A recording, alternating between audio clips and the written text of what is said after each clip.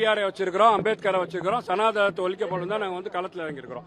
ஐயா அரைவேக்காடு முஸ்தபா அவர்களே, ஒன்று தெரியுமா உங்களுக்கு? இந்து மதத்தை விட இஸ்லாம் மதத்தில் தான் அதிகமான மூட நம்பிக்கைகள் இருக்குது, பிரிவினைகள் நிறைய இருக்குது.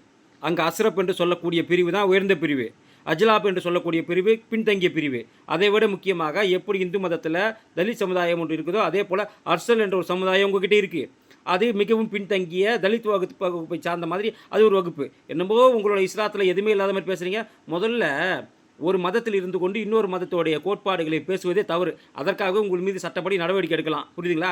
அது இல்லாமல் உங்களுடைய கோட்பாடுகளை உங்களுடைய சனாதனத்தை ஒழித்து விட்டு அப்புறம் எங்கள் சனாதனத்துக்கு வாங்க. அதை விட முக்கியமாக இன்றைக்கி உலகத்திலேயே அதிகமான பேர் ஏற்றத்தாழ்வால் சாவது எங்கே தெரியுமா?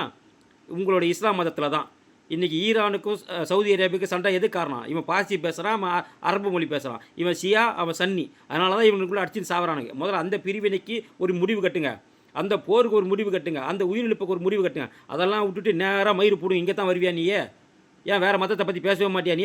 கிறிஸ்தவத்தில் கிடையாதா? நான் கிறிஸ்தவத்தை பின்பற்றுகிறவன் என்று சொல்லக்கூடிய உதயநிதியாக இருக்கட்டும், நான் தான் கிறிஸ்தவன் என்று சொல்லக்கூடிய ஜோசப் விஜயாக இருக்கட்டும், கிறிஸ்தவத்தில் ஏற்றத்தாழ்வு இல்லையா?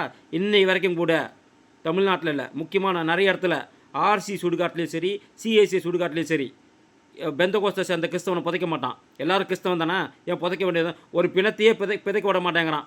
ஆர்சியாக இருந்தாலும் சரி, சிஎஸ்சி இருந்தாலும் சரி. அப்போ இது ஏற்றத்தாழ்வு கிடையாதா? ஏன் பிணத்தை அந்த சுடுகாட்டில் புதைக்கக்கூடாதா? ஏன் அது என்ன பாவப்பட்ட பூமியா இல்லை புண்ணியப்பட்ட பூமியா? இதெல்லாம் கேட்க வக்கீல நேரம் மயிறு போடுங்க. நீங்கள் எங்களோட சனாதனத்தை வருவீங்களா? நாங்கள் அம்பேத்கர் வழி வந்தவர்கள், பெரியார் வழி வந்தவர்கள். அம்பேத்கர் இஸ்லாத்தை பற்றி என்ன தெரியுமா சொல்லியிருக்காரு? பாகிஸ்தான் ஆர் பார்ட்டிஷன் ஆஃப் இந்தியான்னு ஒரு புக்கு இருக்குது, அதை எடுத்து படிடா வெண்ண மானங்கட்டவனே. அந்த புக்கை எடுத்து படி. அந்த புக்கில் அவர் என்ன சொல்லியிருக்காருன்னா, இஸ்லாத்தில் இருக்கக்கூடிய மூட நம்பிக்கைகளும் இஸ்லாத்தில் எவ்வளோ பெரிய ஏற்றத்தாழ்வுகள் இருக்குன்னு சொல்லியிருக்கார். அதை விட முக்கியமாக அம்பேத்கர் என்ன சொல்லியிருக்காருன்னா, நான் இந்து மதத்தையும் இஸ்லாத்தையும் கிறிஸ்தவத்தையும் பின்பற்றாததுக்கு காரணம் அதில் எல்லாத்துலேயுமே மூட நம்பிக்கை ஏற்றத்தாழ்வு தீண்டாமை இருக்குது. இது 3 மதத்தில் இருக்குன்னு தான் சொல்லியிருக்காரு. சனாதனம் என்பது இங்கே மட்டும் இருக்குன்னு சொல்லலை, 3 மதத்தில் இருக்குன்னு நீ பின்பற்றக்கூடிய அம்பேத்கரே சொல்லியிருக்காரு.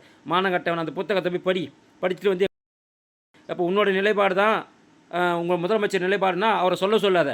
ஆமாம், சனாதனத்தை நான் வீழ்த்துவேன், சனாதனத்தை ஒழிப்பேன் என்று உங்கள் முதல்வரை சொல்லி பார்க்கலாம். நீ சொல்கிறது முக்கியம் இல்லைடா, நீ ஒரு காகிதம் பொறுக்கி. நீலாம் ஒரு ஆளே கிடையாது. ஏதோ ஒரு அலையில் ஒரு வந்துட்ட நீலாம் எம்எல்ஏவா, இல்லைனா எம்எல்ஏ தகுதி இல்லாத நபர் நீ. இது எலெக்ஷன் டைமில் பேச வேண்டியதாண்டா. சனாதனத்தை ஒழிப்பண்ண ஒரு இந்து கூட ஓட்டு போட்டுக்க மாட்டான். ஏன் உங்கள் முதலமைச்சர் பேச சொல்ல வேண்டியதானே? ஏன் உதயநிதியை பேச சொல்ல? ஒருத்தனும் எலெக்ஷன் டைமில் பேச மாட்டீங்களே. இப்போ மட்டும் எவன் வந்தாலும் சரிடா, சனாதனத்தை ஒழிக்கவே முடியாது. இந்தியா முழுக்கவே சொல்கிறேன்.